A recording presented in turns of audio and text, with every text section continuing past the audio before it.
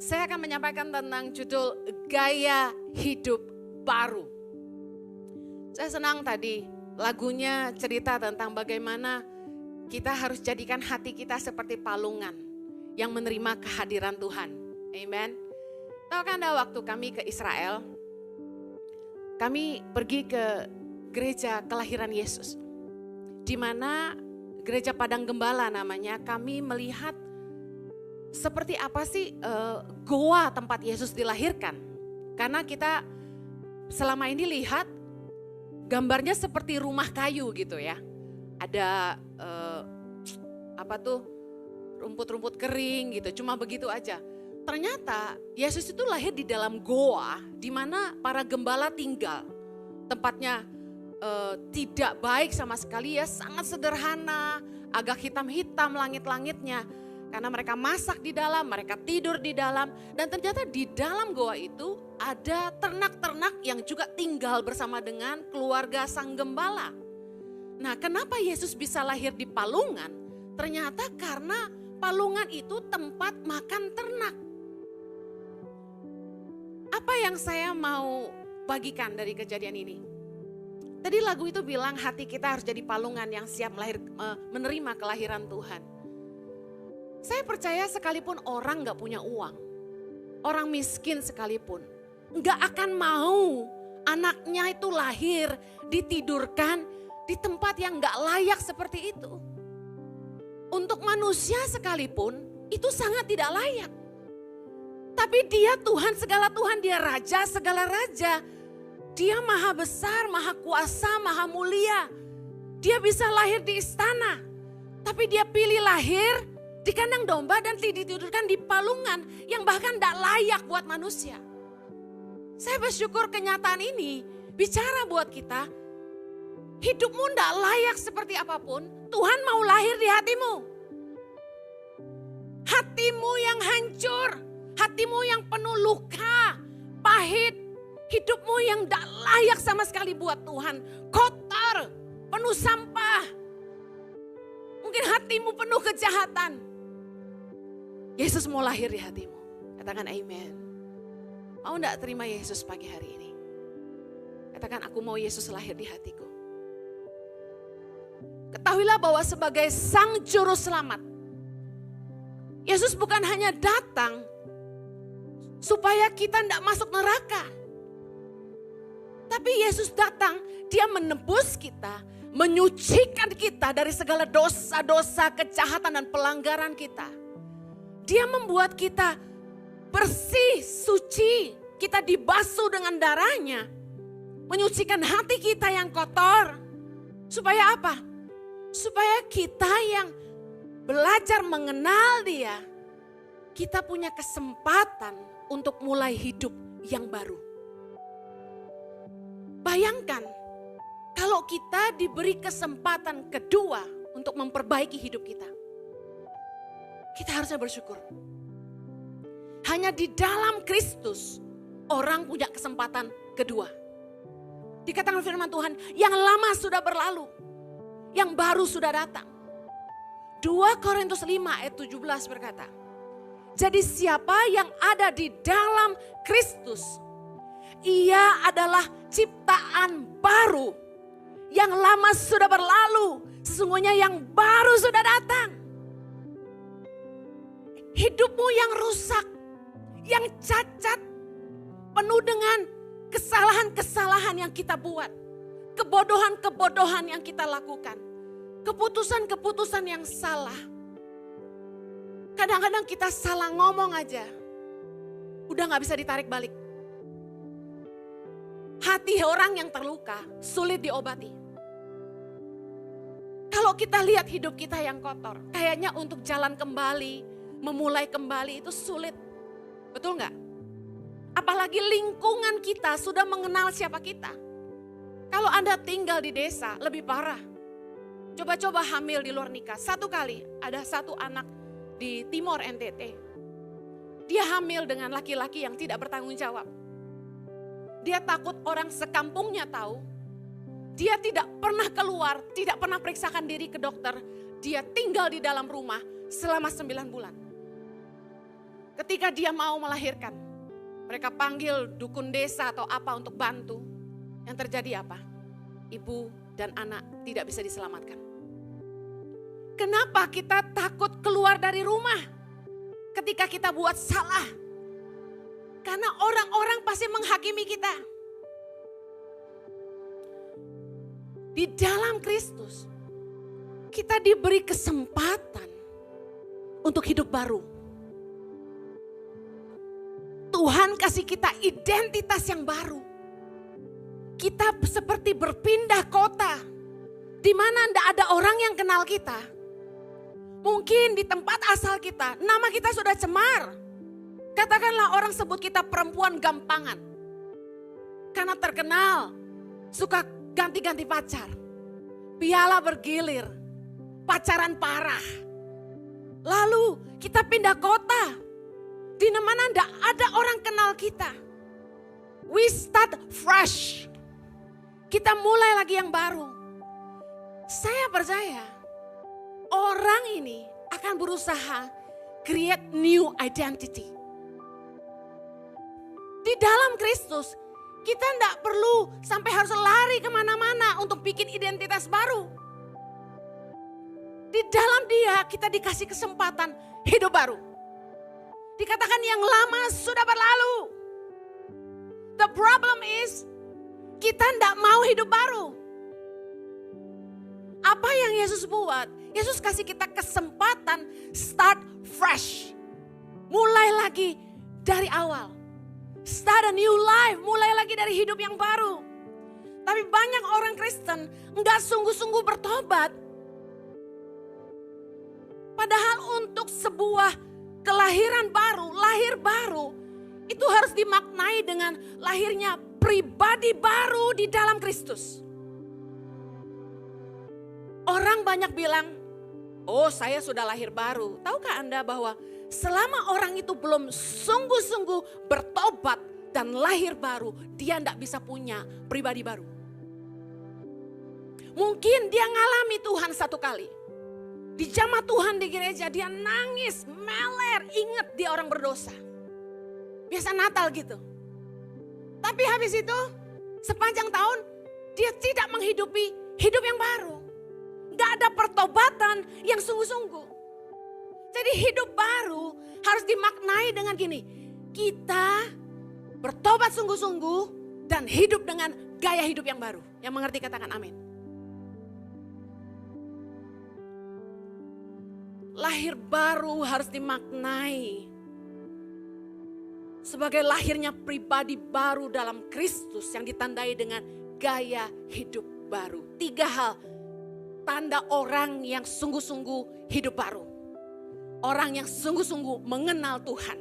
Yang pertama, kehidupan yang tidak lagi mengingini dosa dan hal-hal yang tidak berkenan kepada Allah.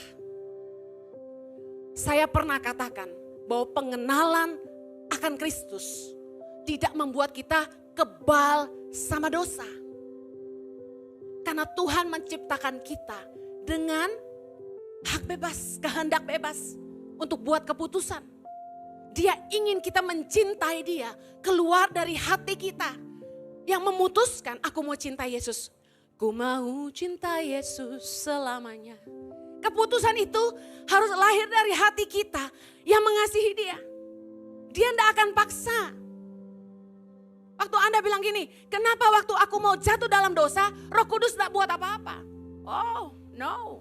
Waktu kita mau buat dosa, Roh Kudus ingatkan kita dengan suara yang sangat lembut di hati kita. Tapi kita sendiri yang menulikan telinga kita.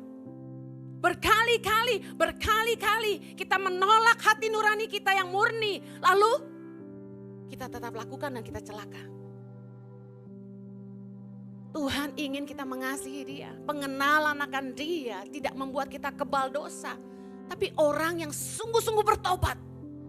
Orang yang sungguh-sungguh Yesus lahir di hatinya.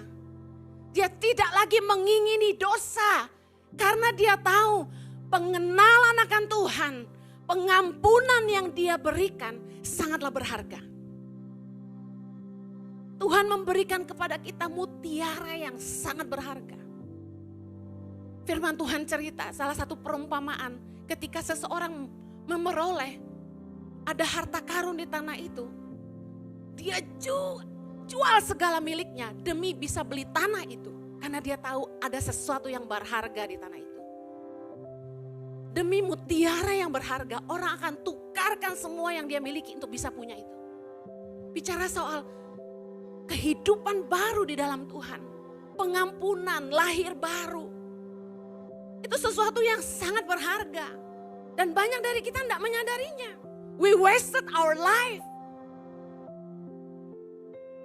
Sama seperti saya pernah kecewa dengan anak yang saya kuliahkan. Saya bantu anak pedalaman, saya kuliahkan sampai selesai. Saya didik dia, saya mentor dia. Saya pikir dia akan jadi penerus saya. Tapi yang ada, dia jahat sama saya. Dia tusuk saya dari belakang. Dia cemarkan nama saya. Dia rusak pekerjaan saya. Wow. Itu yang sering kita lakukan sama Tuhan. Tuhan kasih kita pengampunan. Firman Tuhan berkata, berbahagialah orang yang tidak diperhitungkan dosanya oleh Tuhan. Kita diampuni, kita dipulihkan, diberikan hidup yang baru. Tapi dengan hidup yang baru ini kita tidak jalani dengan gaya hidup yang baru. Kita masih pakai cara-cara lama, hidup dalam dosa. Roma 12 ayat 1 dan 2 bicara soal kita harusnya mempersembahkan tubuh kita sebagai persembahan yang hidup, yang kudus dan yang berkenan kepada Allah. Kita udah tidak boleh serupa lagi dengan dunia ini. Waktu kita belum mengenal Allah, di dunia kita hidup sia-sia. Nipu itu biasa, selingkuh itu biasa, cerai itu biasa, menindas orang lemah itu biasa, menguntungkan diri sendiri dan mengorbankan orang lain itu biasa. Harusnya budaya hidup lama kita harus kita tinggal dan kita mulai hidup lagi dengan cara yang baru. Hargai kesempatan baru yang Tuhan kasih buat kita. Tadi saya bilang bahwa pengenalan akan Kristus tidak membuat kita kebal akan dosa. Berarti kita masih bisa buat dosa? Bisa. Kalaupun jatuh di dalam dosa, kalaupun jatuh, bukan menikmati, tapi menyesali dan frustasi. Dulu waktu saya masih sangat muda, saya jatuh bangun dalam dosa. Sudah mengenal Kristus. Bukannya bahagia, bukannya nikmati. Ternyata dosa enak sekali gitu. Lagi yuk gitu. Saya marah sama diri saya kecewa sama diri saya benci diri saya. Kenapa saya begitu lemah? Saya sebel sama diri saya. Penyesalan yang gak ada akhir. Kita masih bisa jatuh dalam dosa, tapi kita tidak menikmatinya. Kita menyesalinya, bahkan kesalahan kita itu bikin kita frustasi. Ternyata Rasul Paulus mengalami yang sama. Roma 7 ayat 19 sampai 24, kita baca sama-sama. Sebab bukan apa yang aku kehendaki, yaitu yang baik, yang aku perbuat. Melainkan apa yang tidak aku kehendaki, yaitu yang jahat, yang aku perbuat. Jadi jika aku berbuat apa yang tidak aku kehendaki, maka bukan lagi aku yang memperbuatnya, tetapi dosa yang diam di dalam aku. Demikianlah aku dapati hukum ini. Jika aku menghendaki berbuat apa yang baik, yang jahat itu ada padaku. Sebab di dalam batinku aku suka akan hukum Allah. Tetapi di dalam anggota-anggota tubuhku aku melihat hukum lain yang berjuang melawan hukum akal budiku. Dan membuat aku menjadi tawanan hukum dosa yang ada di dalam anggota-anggota tubuhku. Aku manusia celaka. Siapakah yang akan melepaskan aku dari tubuh maut ini? Rasul Paulus ngalami seperti kita. Susahnya ngelawan daging kita ini. Frustasi, kita tidak mau hidup dalam dosa, tapi kita jatuh lagi. Dia marah sama dirinya sendiri. Orang yang hidup baru dalam Tuhan harusnya mengerti betapa berharganya pengenalan akan Kristus dan janji keselamatan yang kita terima melalui Kristus. Dan harusnya ini, kita dengan sukacita dan sukarela untuk menukarkan hidup kita yang lama dengan hidup yang baru di dalam Dia. dan sungguh-sungguh mengikut dia. Amen. Pagi hari ini, kalau Anda yang berkata, aku pernah menerima Yesus sebagai Tuhan dan Juru Selamat, tapi engkau masih jatuh bangun dalam dosa, yuk bangkit lagi. Hidup baru di dalam Tuhan, tidak mengingini dosa, tapi meninggalkannya untuk Allah. Amen. Gaya hidup yang baru yang kedua, kehidupan dalam ketaatan akan kebenaran. 1 Yohanes 2 ayat yang ketiga. Baca sama-sama. Dan inilah tandanya anak-anak Allah dan inilah tandanya bahwa kita mengenal Allah, yaitu jikalau kita menuruti perintah-perintahnya. Kalau orang mengenal Allah, dia akan menuruti perintahnya. Kalau ada orang yang gak kenal sama saya, tiba-tiba saya suruh dia gini, kamu bertobat, jangan buat dosa lagi. Orang itu akan bilang gini, siapa kamu? Apa urusan kamu sama saya? Jangan ikut campur.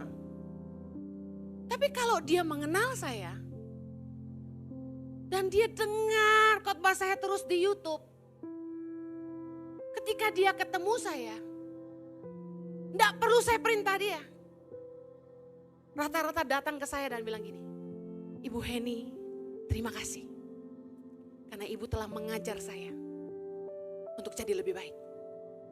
Ibu Heni telah membimbing saya tanpa Ibu Heni sadar lewat khotbah-khotbah itu. Dan membuat saya jadi lebih baik hari ini dalam pernikahan saya. Enggak perlu diperintah, karena mereka mulai mengenal, karena mereka mulai dengar, mereka lakukan. Kalau kita bilang kita mengenal Allah, tapi kita enggak taat sama perintahnya, berarti kita enggak kenal dia. 1 Yohanes 3 ayat 10, inilah tanda-tandanya anak-anak Allah dan anak-anak iblis. Setiap orang yang tidak berbuat kebenaran, tidak berasal dari Allah. Demikian juga barang siapa yang tidak mengasihi saudaranya. 1 Yohanes 2 ayat 29. Jikalau kamu tahu bahwa ia adalah benar, kamu harus tahu juga bahwa setiap orang yang berbuat kebenaran lahir daripadanya. Gaya hidup baru gini. Dulu waktu kita belum kenal Yesus, kita nggak ngerti hidup dalam kebenaran itu seperti apa. Tapi setelah kita mengenal Kristus dan kita mulai cari Tuhan sungguh-sungguh, kita mulai belajar firman Tuhan, kita mulai datang ke gereja dengar khotbah. Orang yang sungguh-sungguh haus dan lapar sama Tuhan, dia pengen tahu gini, Tuhan mau apa sih untuk saya? Kalau Anda pacaran, yang udah nikah pasti ingat, Anda pengen bikin pacarmu bahagia. Sayang, kamu ulang tahun minta apa gitu kan. Kalau pacaran biasa lebih indah ya. Sayang, Natalan kamu mau kemana gitu. Senang bikin pacarnya bahagia. Happy.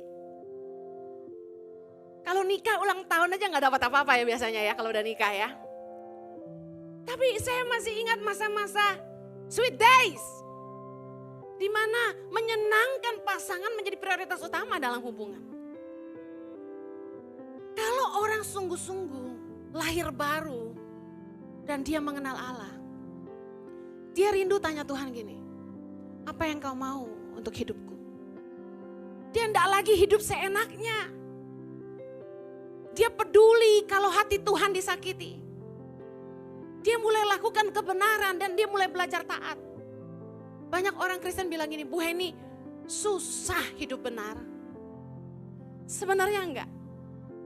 Kita cuma perlu belajar melakukan apa yang benar. Sedikit demi sedikit, satu demi satu. Contoh, Anda tahu bahwa kalau Anda ngomong sembarangan, itu akan menyakiti hati orang. Tapi Anda bilang, tapi saya ini orangnya ceplas-ceplos. Saya tulus, hati saya gak jahat, saya gak niat jahat kok, saya ngomong itu untuk kebaikan. Oh trust me, I know that. Karena saya model orang yang ceplas-ceplos.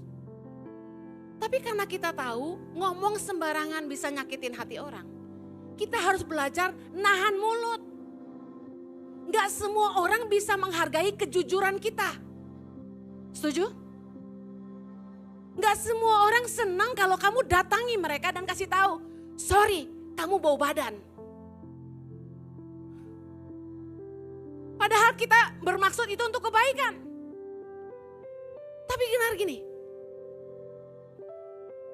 kita belajar mengubah cara bicara kita. Supaya maksud yang baik bisa disampaikan dengan cara yang lebih baik. Supaya bisa diterima dengan baik. Ikut Tuhan tuh begitu. Hidup dalam kebenaran cuma butuh kita mau belajar lakukan. Gak mementingkan diri sendiri. Saya lahir di keluarga yang makanan depan dan belakang beda. Bisa ngerti maksud saya? Merek Indomie beda, merek berasnya beda. Apapun beda. Biasanya keluarga kami makan duluan, yang kerja makan belakangan. Whatever leftover bahasanya. Tapi sejak saya mengenal Tuhan, saya lihat firman Tuhan, dia Tuhan yang tidak memandang muka, bahkan dia lahir di antara orang-orang susah. Yesus itu sering bergaul justru sama kaum bawah. Saya mulai hidupi firman Tuhan, Matius 7:12 yang berkata gini, apa saja yang kamu kehendaki orang lain perbuat terhadap kamu, perbuatlah demikian. Jadi saya bertanya sama diri saya mau enggak dibeda-bedain seperti itu? Sakit gak dibedain? Sakit. Saya mulai bikin budaya baru di rumah saya. Bahwa apa yang kami makan adalah apa yang mereka makan. Mama saya marah awalnya. Dia bilang gini, lu gak bisa ngirit, susah lu nanti. Gitu. Beras di rumah saya, pandan wangi. Anda tahu harganya jauh lebih mahal daripada beras biasa. Maaf, pembantu di rumah saya makan pandan wangi. Kalau saya makan daging, mereka makan daging. Bahkan saya bilang gini, ada coklat di kulkas, mau makan ambil aja. Saya bikin satu budaya di rumah, makanan habis gak boleh dicari. Boleh nanya, masih ada gak? Gak ada, ya udah, gak boleh marah. Why? Karena semua boleh makan. Karena saya coba lakukan firman Tuhan, apa yang saya inginkan untuk diri saya, itu yang saya kasih buat orang lain. Saya gak pernah kasih baju saya yang udah luntur dan robek buat, maaf, pembantu rumah tangga saya. Never. Baju yang bermerek, yang masih keren, yang saya baru pakai 2-3 kali, itu yang saya kasih buat orang. Yang udah jelek mereka bilang gini, ini masih bagus mama, boleh bawa pulang kampung ya. No, ini luntur, buang aja. Saya suruh buang. Kadang-kadang kita lebih sayang barang daripada sayang orang. Tapi saya belajar lakukan firman Tuhan. Kita tidak boleh perlakukan orang lain sebagaimana kita sendiri tidak mau diperlakukan. Ini contoh ya. Belajar firman itu sederhana sekali. Jangan jadi orang-orang Kristen yang sukanya ngelawan kebenaran. Sok pinter. Cari pembelaan diri. Kalau pendeta khotbah, paling sering dikritik. Kalau nggak sesuai sama kuping, nggak nyenengin hati, tolak. Banyak orang-orang yang lebih senang memilih ayat yang dia ingini, bukan cari ayat untuk dihidupi. 2 Timotius 4 ayat yang ketiga. Karena akan datang waktunya, orang tidak dapat lagi menerima ajaran sehat, tetapi mereka akan mengumpulkan guru-guru menurut kehendaknya untuk memuaskan keinginan telinganya. Bayangin. Cari pengkhotbah yang lucu. Yang ibadah itu gak ngantuk, kita ketawa dari awal sampai akhir. Cari pendeta yang menghibur, yang nyanyi terus dari awal sampai akhir. Ding neng neng neng neng neng gitu ya. Kita boleh senang ketawa, kata anak-anak saya, mama kalau khotbah campur aduk. Ada tegangnya dimarahin, ada lucunya katanya gitu. Tapi saya tidak bermaksud mengentertain. Saya ingin firman Tuhan dimengerti supaya bisa dihidupi. Buat apa dengar khotbah kalau enggak bisa ngerti dan Anda enggak hidupi? Firman itu menjadi manusia. Dia datang. Yesus adalah firman yang jadi manusia. Bicara soal apa? Firman itu harus kita hidupi jadi daging. Dunia bisa lihat firman itu lewat hidup kita. Yang mengerti katakan amin. Yang terakhir, lahir baru lewat gaya hidup baru dimaknai dengan yang ketiga, hidup dalam kasih. Natal gak berarti kalau kasih gak lahir di hati. Amen. 1 Yohanes 3 ayat 14. Baca sama-sama. Kita tahu bahwa kita sudah berpindah dari dalam maut ke dalam hidup. Yaitu karena kita mengasihi saudara kita. Barang siapa tidak mengasihi, ia tetap di dalam maut. Baca lagi 1 Yohanes 4 ayat 7. Saudara-saudaraku yang kekasih, marilah kita saling mengasihi. Sebab kasih itu berasal dari Allah. Dan setiap orang yang mengasihi lahir dari Allah dan mengenal Allah. Barang siapa tidak mengasihi, ia tidak mengenal Allah. Sebab Allah adalah kasih. Bukankah karena kasihnya yang begitu besar, Yesus datang ke dunia ini supaya kita yang harusnya binasa beroleh hidup yang kekal? Katakan amin. Kehadiran Yesus di hati kita ditandai dengan adanya kasih di hati kita. Saya suka love dalam bahasa Indonesia. Kasih. Nerjemahinnya jadi gampang. Tanda orang mengasihi. Dia selalu memberi. Karena begitu besar kasih Allah akan dunia ini. Dia mengaruniakan anaknya yang tunggal. Supaya kita yang percaya kepadanya tidak binasa, melainkan beroleh hidup yang kekal. Kasih selalu ditandai dengan memberi. Giving. Kasih itu membuat kita gak mementingkan diri sendiri. Gak cari aman buat diri sendiri, gak cari selamat buat diri sendiri, gak cari kaya hanya buat diri sendiri. Semalam saya khotbah tentang Yohanes 10 ayat 10, orang sering pakai ayat ini untuk menandakan bahwa kalau ikut Tuhan itu harus kaya raya. Padahal Yesus datang ke dunia dimulai dari padang gembala dalam goa yang sangat-sangat sederhana, tertidur di palungan yang sangat-sangat tidak ada harganya.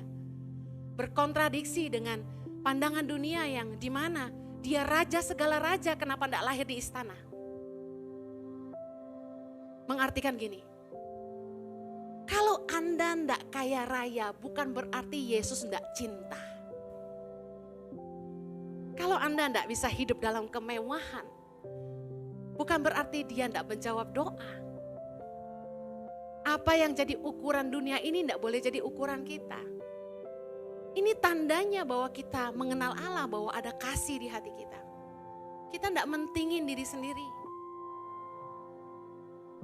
Overflow.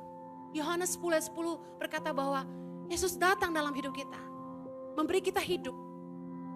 Dan hidup yang berkelimpahan dalam bahasa aslinya tuh overflow. Sampai tumpah. Tumpah buat orang lain. Tumpah buat orang-orang di sekitar kita. Tumpah. Maka hari ini kamu punya kasih. Apakah hidupmu tumpah buat orang lain? Oh ya, saya gaji pegawai saya banyak, Bu. No, they work for you, that's why you have to pay them. Kalau orang itu bekerja untuk Anda lalu mereka bayar mereka, itu bukan kasih, itu kewajiban. Bisa enggak kasih, just give, tanpa mengharapkan apapun? Kasih itu enggak mengharap kembali, kata lagunya.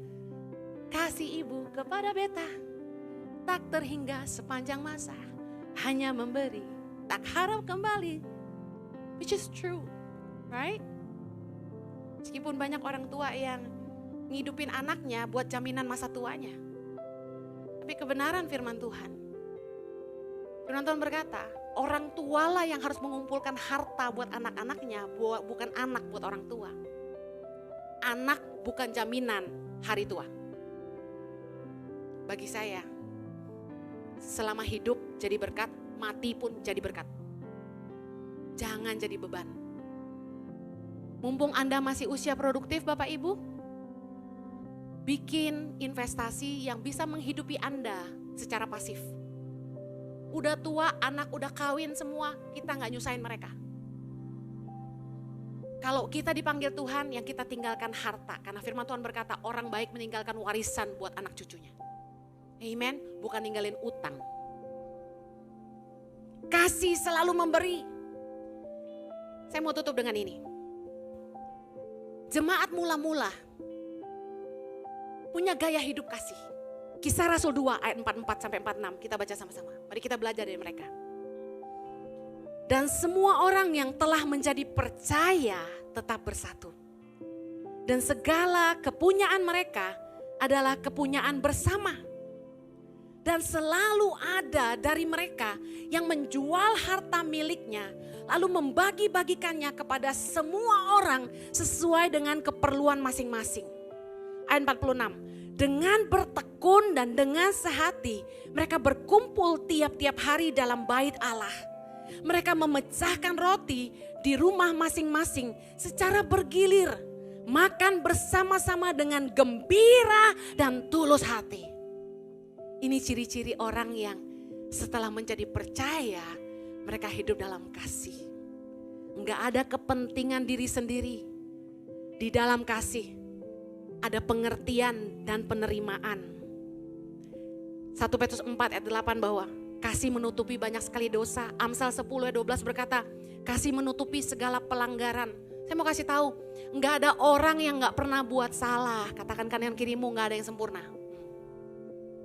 Kenapa seringkali gereja pecah-pecah? Kenapa seringkali kita sesama pelayan Tuhan, kita bertengkar lalu kita saling membenci? Listen, di dalam kasih itu menutupi banyak sekali pelanggaran. Meaning gini, kasih justru membuat kita bisa mengampuni kesalahan orang lain. Kasih gak nyimpan dendam. Kasih membuat kita mengerti bahwa orang bisa bikin salah, ya sudahlah. Get it? Orang bisa salah ngomong, ya udahlah. Kasih mengampuni. Kasih tidak membenci, kasih tidak menghakimi. Roma 2 ayat 1 berkata, karena itu hai manusia, siapapun juga engkau yang menghakimi orang lain, engkau sendiri tidak bebas dari salah. Sebab dalam menghakimi orang lain, engkau menghakimi dirimu sendiri. Karena engkau yang menghakimi orang lain melakukan hal-hal yang sama. Siapa di sini yang gak pernah buat salah? Angkat tangannya. Gak pernah buat salah sepanjang tahun 2022, angkat tangan. Tapi bukankah kita sering cari kesalahan orang lain? Bukankah fokus kita kepada kelemahan orang lain? Kenapa suami istri bisa bertengkar? Karena fokusnya kekurangan. Fokusnya selalu kepada masalah. Kamu begini sih, kamu begini sih. Kenapa gak bisa belajar nerima? Waktu kita masih pacaran, kita suka coklat, es krim coklat. Tapi karena dia suka vanila, kita bilang, saya suka. Dari dulu kita udah beda, tapi karena cinta semua terasa sama. Harusnya kasih juga begitu. Saya mau akhiri gini. Kemarin saya ajak staf ICI dan YTP ngumpul bareng. Dan kami menulis nama di kertas. Ya, Henny Christianus. Lalu kami putar kertas itu. Semua harus menuliskan secara jujur pujian dan masukan, plus and minus di kertas itu tentang pribadi yang namanya di kertas itu. Tujuannya supaya saling membangun, tahun depan kami mau jadi lebih baik. Diputarlah semua kertas itu. Saya juga nulis untuk beberapa staf. Ada orang yang membuat saya sulit untuk tulis negatifnya dia apa karena menurut saya dia luar biasa. Lalu ada orang-orang yang lebih hebat mikirin negatifnya daripada positifnya. Justru saya kesulitan nulis negatifnya. Kemudian waktu itu diputar lalu kembali kertas saya ke saya baca.